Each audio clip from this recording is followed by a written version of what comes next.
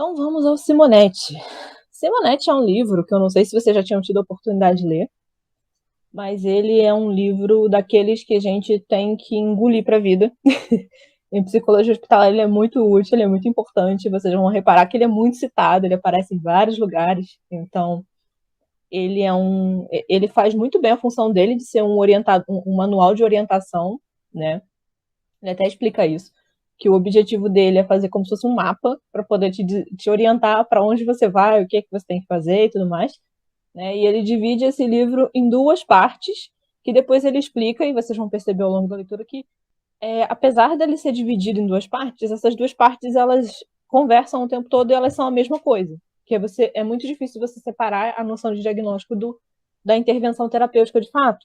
Né? Muitas vezes as coisas acontecem ao mesmo tempo, elas fazem parte do mesmo processo. Mas, de forma didática, ele divide em diagnóstico e terapêutica, para não ficar tudo muito, muito amplo também. Né? Ele dá essa divisão e vai dividir diagnóstico em eixos, né? Em 4 eixos. E terapêutica, ele vai dar alguns exemplos, algumas estratégias, algumas formas de você lidar com algumas situações específicas do hospital.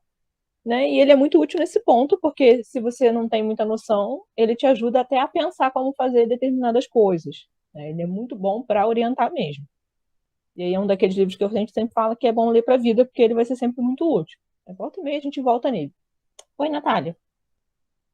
Professora, eu estava Uhum, lendo ele ontem, eu consegui uhum. uma cópia na internet. Aí eu fiquei na dúvida, no edital não fala qual é a edição dele. É qualquer edição a gente pode pegar para ler ou tem uma mais recente que a gente tem que estar mais Então, no atento? edital tá a edição lançada em 2008. Eu acho que tem uma edição de 2016 ou 2018 já. Mas o que acontece? Eu estava comparando as edições que eu tenho, a minha edição com uma edição que eu consegui online, e elas são muito parecidas, assim. Eu acho que só mudou a diagramação, não mudou o texto. Eu parei para comparar. A minha edição, a edição que eu tenho da época até do estudo da residência, é uma edição, acho que é a mesma do edital, 2000 e pouco, 2008, 2009, sei lá. E eu peguei uma mais nova, né, que a capa até mudou de cor, que agora a capa é azul, não sei, a capa é amarela. Isso, Né? Eu não sei qual que você olhou, mas eu estava comparando as duas, elas da são bem. amarela. Ah, sim. Eu acho. Eles cobram geralmente a da amarela. Isso. Não muda nada, exatamente. Assim, no máximo muda um pouquinho da diagramação, que eu acho que a letra no novo tá um pouquinho melhor de ler. Mas assim, até a paginação tá muito parecida. Aí não se preocupa com essa questão da edição. Porque realmente tem livros que a edição muda muita coisa. O da Galahondo eu vi que mudou. Eles estão pedindo a edição anterior, né? A edição nova do Galahondo já tem umas coisas diferentes, tem umas coisas novas. Então, quem for estudar Dalgala Rondo pelo novo, se liga nisso que pode ser que tenha alguma diferença. Mas Dalgala Rondo é tranquilo de conseguir também, então não vai fazer tanta diferença, não. Mas aí, voltando ao Simonetti, quando ele vai falar dessa questão do diagnóstico, que ele vai dividir, né, esse processo todo, justamente ele fala do diagnóstico como essa possibilidade de você olhar a vida do sujeito de uma forma panorâmica, assim, você tentar olhar o máximo de coisas possíveis ali daquela vida. Porque justamente você vai entender o que está acontecendo com a pessoa, né, a pessoa que está doente, em volta da vida dela, com relação àquela doença. Né? O que que causou a doença, como é que ela está lidando com a doença, enfim, todo esse processo ele é feito nesse diagnóstico, que seria esse primeiro momento de você estar entrando em contato com aquilo ali. Né? E aí, justamente, ele vai fazer essa diferença, né? Porque na medicina o diagnóstico ele tem uma função de orientar a forma como os profissionais vão agir, as condutas, os tratamentos, o que é melhor, o que não é e tal. Né? E aí a ideia é que a gente pense um pouco parecido, né? Que a gente olhe para o diagnóstico muito mais do que se olhava antigamente, né? Que era uma visão do tipo catalogar as pessoas, sabe? Então daí vinha preconceito com o paciente psiquiátrico, preconceito com não sei o quê, uma coisa estigmatizante. A ideia é que o diagnóstico ele não é só uma nomenclatura que você dá à pessoa, mas ele é uma forma de você orientar a sua conduta. A ideia é essa, que você consiga fazer o diagnóstico porque você precisa saber como você vai manejar aquela situação. Então, resumindo muito, o diagnóstico seria isso. E aí vem o ponto mais importante desse texto, que é o ponto que sempre cai nas provas, e por favor vocês lembrem desses 4 eixos, porque pode ter certeza que os 4 eixos vão cair. Tá? Se fosse dizer para estudar alguma coisa, estudem os 4 eixos e principalmente lembrem quais são os nomes.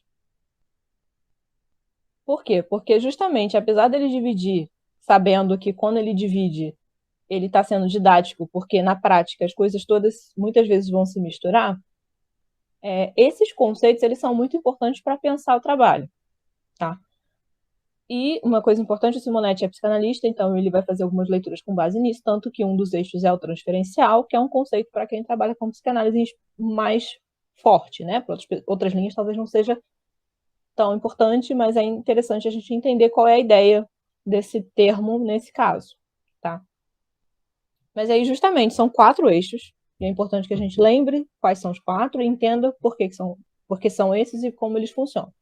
Né? E, resumindo, são reacional, que é literalmente como a pessoa reage à doença. Se a pessoa fingiu que não aconteceu nada, se a pessoa ficou completamente desesperada e desorganizada, se a pessoa está fazendo alguma outra coisa, se ela ficou com muita raiva, se ela ficou muito triste. Reacional de reação, dá até para fazer essa ligação. Médico, o eixo médico é talvez o mais fácil de lembrar, porque ele diz da doença, né? Qual é a doença, como é que se deu essa doença, que tipo de doença que é. É você entender essa condição que o paciente se encontra clinicamente falando, né? Então, a gente tem o eixo reacional, o eixo médico, situacional, né? Que aí talvez já seja uma coisa mais até interessante, porque você pensa no sujeito como parte de um todo, e aí você começa a analisar quem são as pessoas ou as coisas que fazem parte desse todo. Né? Então, você vai analisar a forma como ele se relaciona com a família, com a sociedade, com outras pessoas, com outras coisas. Então, é entender o situacional de situação de vida, né? Se você quiser fazer essa ponte, assim, de você pensar como é a vida dele no meio dessa doença, a partir dessa doença, com essa doença, o que mudou, o que não mudou. Né? Então, o terceiro seria esse situacional. E o último é transferencial. E, apesar de ser um conceito psicanalítico, o importante de você se lembrar com a questão da transferência é que ela trata das relações humanas, né? Então, quando for pensar em transferência, pensa nas relações. Como é que o paciente se relaciona com as pessoas, como ele se relaciona com a equipe médica, como a equipe médica se relaciona com ele, como ele se relaciona com a enfermagem, como ele se relaciona com a família a partir da doença. Então, é transferência nesse sentido, né? Da construção desses vínculos e de como esses vínculos atualizam, talvez, comportamentos anteriores, vínculos anteriores. Então, é nesse sentido. Então, a gente tem 4 eixos, e esse é o ponto mais importante. Se quiser, grifa isso da cor mais viva que vocês tiverem aí, tá? Que a ideia é que os 4 eixos são os que mais se cobram e o que mais a gente precisa entender, né? Que é o reacional, médico, situacional e transferencial. E na segunda parte do livro ele vai dizer basicamente como a gente tem que fazer, né? Ele fala ensinar a agir, né? Um ensina a enxergar e o outro ensina a fazer. Né? Ele brinca com isso, até com essas palavras. É justamente a ideia de como a gente vai organizar o nosso trabalho, quais são as estratégias que são interessantes ou não são, poder fazer com que essa subjetividade apareça, né, no cenário hospitalar, que às vezes é uma coisa muito apagada, mas justamente para modificar a forma como esse paciente vive, como a família vive, como a equipe se relaciona com esse paciente. Né? E aí, justamente, o que seria, né, essa terapêutica? É o tratamento psicológico, que é o tratamento que o psicólogo realiza, nessa sua especificidade. Né? Então, justamente como o psicólogo vai fazer determinadas coisas que é completamente diferente de outros profissionais dentro do hospital. A ideia é essa, né? Que existe uma especificidade no nosso trabalho, a gente precisa conhecer ela e precisa colocá-la em prática. Então, resumindo. E tem um brinde que é maravilhoso, que é esse apêndice que tem no livro, que ele vai falar da nossa relação com os remédios. E aí, eu falo que essa é a parte do livro que eu gosto mais, porque ele faz um apanhado geral de todas as medicações que são relevantes. Ele te explica quais são os tipos, explica quais são as funções, explicam várias coisas nesse ponto, né? Para que serve e tal. E não se limita só a essa parte mais de farmacocinética, farmacologia. Ele vai além e traz também, né, o ponto que interessa mais a gente até, que é essa forma que a gente se lida com a medicação, né? Como a sociedade lida com a medicação, a função que o remédio tem para a pessoa, a função que o remédio tem para a equipe. né? E vai fazer uma visão crítica sobre isso também. Então, ele faz esse apanhado tanto do ponto de vista bioquímico como do ponto de vista subjetivo psicológico. Então, ele é bem interessante nesse ponto. Mas, geralmente, nas provas, principalmente na da residência, o pessoal, eles focam muito na questão dos 4 eixos, tá? Então, eu sempre vou dizer para vocês estudarem mais os 4 eixos. O resto é mais interessante para a gente ter para a vida, assim. Não é um livro que a gente perca tempo lendo, ele vale muito a pena. E outra coisa interessante nesse aí que ajuda bastante a estudar é que ele costuma trazer alguns resumos no final dos capítulos, ou então dentro dos capítulos tem alguns quadros explicando alguns conceitos. Isso ajuda bastante também a memorizar, né? Como se fosse uma fichinha. E aí, saindo, né, desse primeiro momento de introdução do livro, ele começa explicando as coisas do começo e ele vai dizer o que é a psicologia hospitalar. Que eu não sei se vocês todos tiveram psicologia hospitalar na faculdade como uma disciplina, né? Na minha época era uma única disciplina perdida lá, que a gente tinha no 5º período, e que não era uma coisa muito aprofundada, né? Era bem muito superficial e tal. E aí, justamente, acho que ele vem propor uma forma de sistematizar esse saber, né? A forma como a gente entende a psicologia hospitalar e as contribuições que a psicologia hospitalar tem, e o que é o trabalho do psicólogo no hospital, né? Essas são as grandes questões que guiam essa parte. E aí ele vai falar justamente da questão do entendimento e dos tratamentos dos aspectos psicológicos em torno do adoecimento, né? E aí, justamente, você vai entender que, apesar de ter vindo da psicossomática, a psicologia no hospital, ela não se resume a doenças que são causadas como se fosse no pensamento da psicossomática, né? Então, assim, eu vou tratar de todos os aspectos psicológicos que emerjam dentro desse processo de adoecimento, e não apenas de doenças que foram causadas por questões psíquicas, né? Se você fosse pensar só do ponto de vista psicossomática, você só trabalharia as doenças de fundo psicossomático, de fundo que a mente causou no corpo. Se você fosse trabalhar do ponto de vista só da psicanálise, você focaria questões também outras, né? Inconsciente, você pegaria outros pontos. Mas, no caso da psicologia hospitalar como um todo, se fala de um funcionamento de trabalho em que foque todos os aspectos psicológicos relacionados ao adoecimento, né?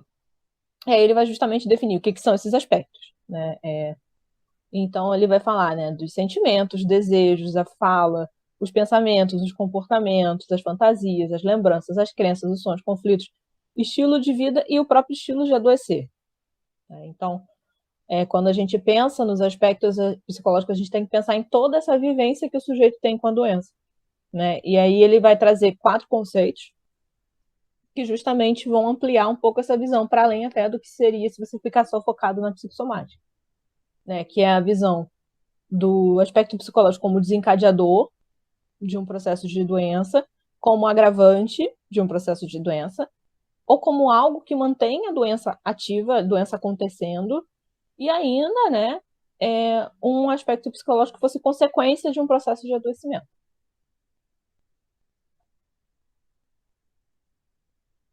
Posso...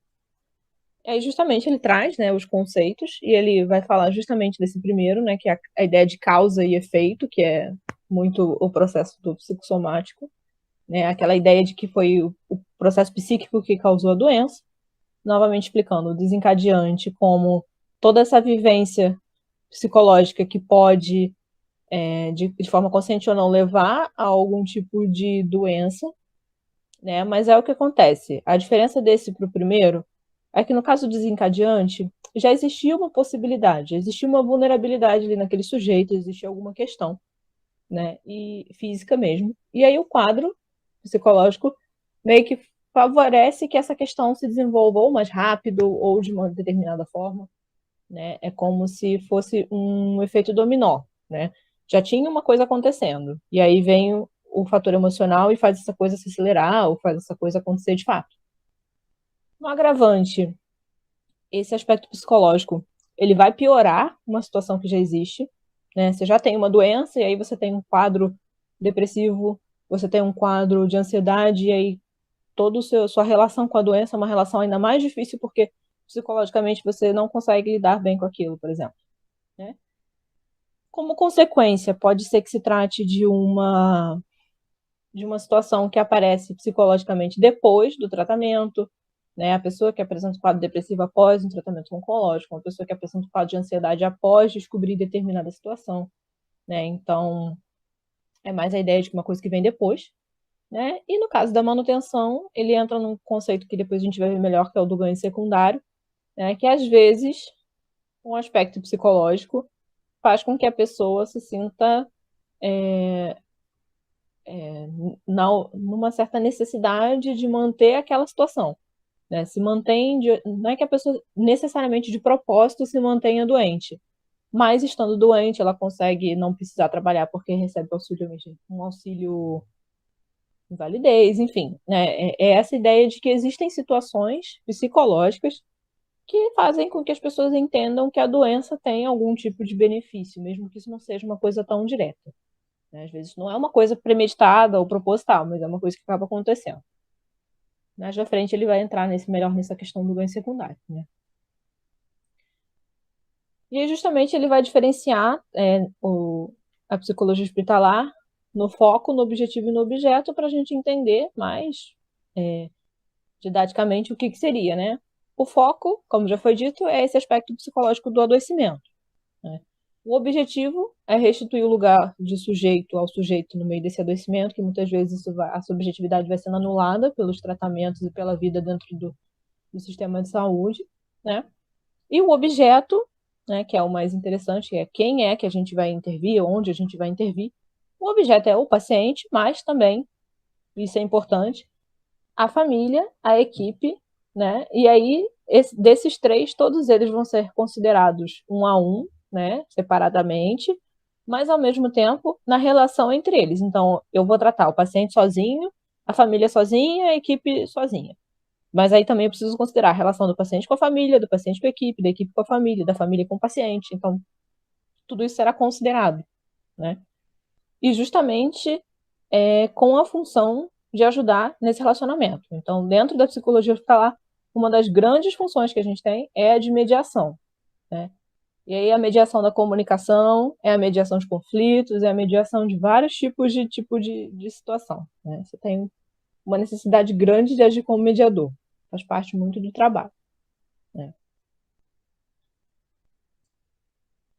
E aí, justamente, umas coisas importantes que ele pontua é que a gente vai trabalhar com o sujeito em relação à doença dele, mas nunca vai ser na tentativa de colocá-lo num ideal, né? Por mais que a gente fale de certos tipos de enfrentamento como melhores ou piores, ou que tem coisas que são mais difíceis de serem vividas de uma determinada maneira do que de outra, por mais que a gente fale isso, quando a gente pensa no paciente, é do ponto de vista do paciente que a gente tem que trabalhar, né? É a relação que ele constrói com a doença, é a singularidade dele.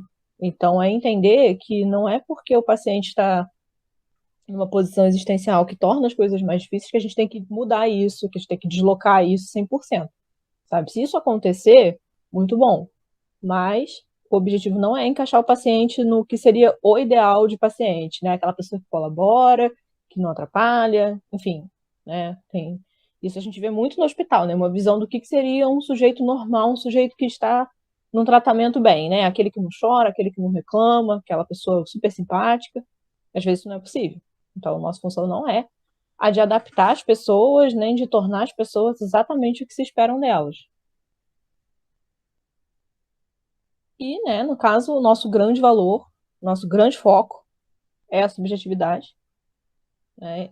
E também, quando a gente pensa nisso dentro do hospital, às vezes isso dá um certo conflito, né, por causa da visão que se tem no restante das profissões e principalmente com a medicina, né? E aí ele faz esse quadro comparativo das diferenças de lógica entre a psicologia hospitalar e a medicina. Porque muitas vezes o nosso foco, por ser a subjetividade, ele não é uma coisa dentro de uma objetividade assim tão clara, né? E a gente não trabalha com a filosofia de cura da mesma forma que a medicina. A nossa ideia de cura, quando ela existe, ela é muito diferente. A cura para a medicina é o fim da doença e o fim dos sintomas. Acabou, curei, aquilo não existe mais. A gente trabalha com o sintoma de um outro lugar, de uma outra forma, né?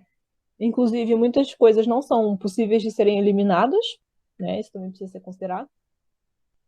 E justamente a visão de cura que a medicina tem, às vezes, exclui uma parcela importante dos pacientes, né? Porque aí você cai naquele processo de, ok, você só vai trabalhar com pacientes que você cura. Os pacientes que você não cura, o que é feito deles? Não se faz nada, enfim, né? Então, a ideia é justamente que a gente trabalha nessa relação, né, do paciente com o sintoma, a gente vai escutar o que ele tem a dizer, vai trabalhar a partir dessa escuta, vai trabalhar a partir da palavra, do paciente é a nossa, e justamente entendendo que o, o médico ele tem uma visão diferente, né, e a gente não vai entrar nesse mesmo lugar, a gente entra com outro raciocínio de uma outra forma, né? Então, é justamente entender que a subjetividade é uma coisa complexa e que ela precisa ser abarcada mesmo dentro do hospital, nessa grande variação que ela tem, né? Nessa grande forma que ela tem, e não só do ponto de vista do sintoma físico, né? E aí um outro ponto importante que ele ressalta é que o psicólogo ele não trabalha no hospital para melhorar o trabalho do médico, nem para facilitar o trabalho do médico, e nem para poupar o médico de trabalhar algumas coisas, porque, né, uma coisa que a gente vai vendo com o tempo é que muitas vezes o psicológico fica considerado como se fosse a parte do funcionamento das outras profissões, né? É como se questões de demandas psicológicas não pudessem ser trabalhadas por mais ninguém também. E aí o paciente chora, tem que chamar psicologia. O paciente está triste, tem que chamar psicologia. A gente vai fazer um trabalho talvez específico e diferente nesse ponto? Vai. Mas existem coisas que dizem de toda a profissão na área de saúde, né? E muitas vezes o profissional ele não quer lidar com essa dimensão psicológica porque ele acha que ele não tem obrigação, ele só tem que lidar com a parte objetiva biomédica, com a parte do corpo. E aí a gente vai ver que justamente as relações são um ponto importante e as relações precisam ser pensadas e precisam ser cuidadas, né? Um exemplo disso é quando você vai dar uma notícia difícil, né? Se não tiver um psicólogo no hospital, você não vai dar notícia porque você não consegue manejar uma pessoa que vai começar a chorar quando ouvir determinada coisa. Então é isso. É a ideia de que o profissional, sem ser psicólogo, ele também precisa ter em mente que existem aspectos subjetivos. E isso a gente ajuda com a gente mesmo orientando, né? Então, acho que ele fala disso mais na frente até. O nosso suporte à equipe também passa um pouco por essas orientações. E aí o Simonetti vai explicar, né, como é que o psicólogo hospitalar atua, ele vai falar dessa questão do nosso trabalho ser pela palavra, e tanto a escuta como a fala, né, a gente trabalha com a linguagem, ele sendo psicanalista isso tem um peso muito grande, mas em geral é isso, né, a nossa grande intervenção é pela fala e pela escuta, e justamente que a conversa, né, que às vezes as pessoas falam, vai lá bater um papo com o paciente, né, essa conversa, ela não é uma conversa, não é um bate-papo, não é uma palavrinha, não é nada disso, né? Principalmente porque, como Simonetti fala, ela é assimétrica, né? Quando a gente está conversando com os nossos amigos, o que costuma acontecer? Eu falo, você fala, a outra pessoa fala, todo mundo fica falando mais ou menos igual do mesmo nível, né? No atendimento, não. No atendimento, você espera o quê? Que o paciente vai falar muito mais do que você. E o que você fala tem um objetivo específico, né? É uma intervenção, é uma coisa com um objetivo, não é uma fala pela fala ou blá blá blá, enfim, você tem um objetivo com aquilo que você fala. Até o blá blá blá às vezes é um objetivo, né? Você nunca vai ser uma conversa simples, uma conversa comum, porque justamente se pressupõe que o psicólogo vai falar menos. O psicólogo tem um objetivo diferente. Ele não está falando coisas que passam na cabeça dele a esmo, né? Ele está falando coisas que ele acredita tecnicamente que vão produzir diferenças, né? Mesmo que pareça superficial para quem está ouvindo de fora, aquilo tem um objetivo, né? E aí justamente a questão, né, de que a escuta é uma das especificidades do psicólogo, porque dentre todos os profissionais, né, o profissional que foi treinado para escutar é o psicólogo. Mais do que para falar, para escutar. Né? Todos os outros foram treinados para dizer várias coisas e fazerem várias coisas fisicamente, mas escutar, não. Escutar não é um objetivo. Às vezes até você tem que ensinar as pessoas a conseguirem escutar, porque isso não faz parte da lógica delas, né? E esse escutar também diz muito do lugar que o psicólogo se coloca, né? Que é o sujeito que vai sustentar aquela angústia, que vai permitir que aquilo apareça, né? Enquanto muitas vezes isso é silenciado, né? É o paciente que vai falar, eu tô com medo, eu tô preocupado, e alguém vai falar, não, não fica assim não, isso vai passar, não, não, não. Né? Isso aí é um suporte, mas você silencia o sofrimento. A gente não, a gente vai sustentar, vai poder dar esse suporte, vai poder ajudar a pessoa a dizer por que aquilo preocupa, por que aquilo dá medo, e através disso a pessoa vai simbolizar o que está acontecendo, vai poder elaborar o que está acontecendo, e aí com isso, quem sabe, diminuir um pouco esse medo, essa preocupação toda, porque justamente pela fala a gente consegue reorganizar as coisas muito bem, né? Ou pelo menos o suficiente para poder lidar com elas.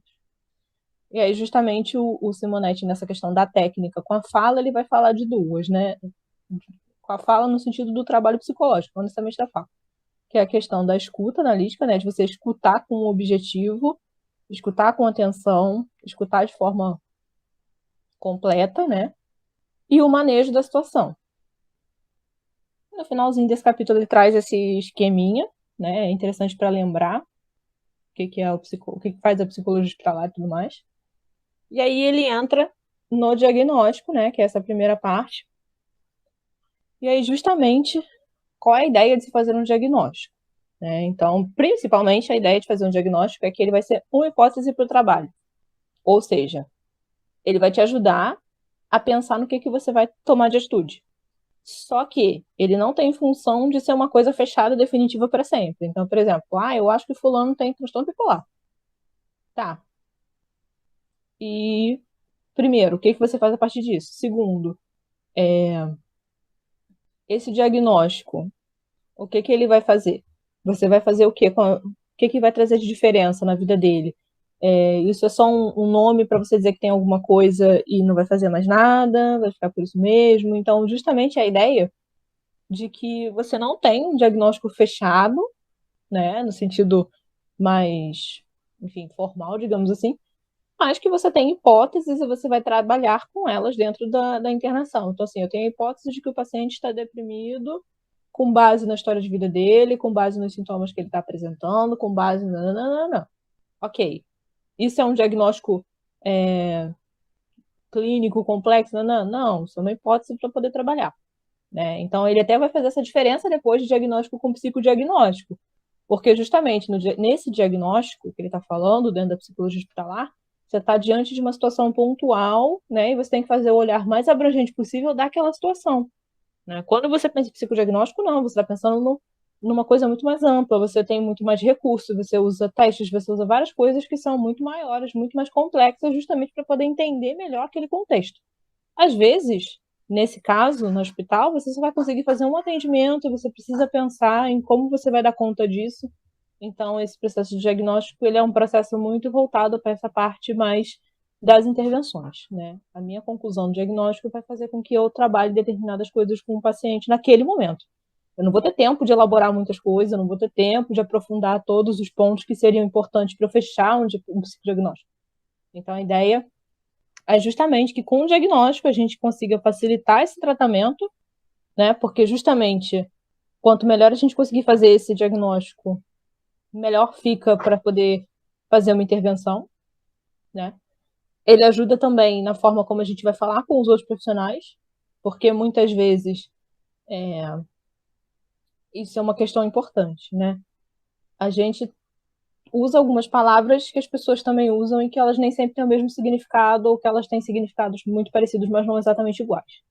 Então, às vezes, um colega de outra profissão vai chamar um paciente de deprimido quando o paciente está numa tristeza esperada pelo quadro. Não. Então, o uso dessas palavras torna a comunicação possível, né? E até para diferenciar alguns pontos, isso é muito importante. Né? A ideia do diagnóstico é você conseguir falar isso para um colega de uma outra profissão e conversar sobre isso. Né? E justamente, de forma muito sucinta, a gente pode dizer que o diagnóstico ele vai organizar o pensamento do profissional que está atendendo. Então, o psicólogo vai ter o pensamento dele organizado a partir desse diagnóstico que ele está fazendo. Né?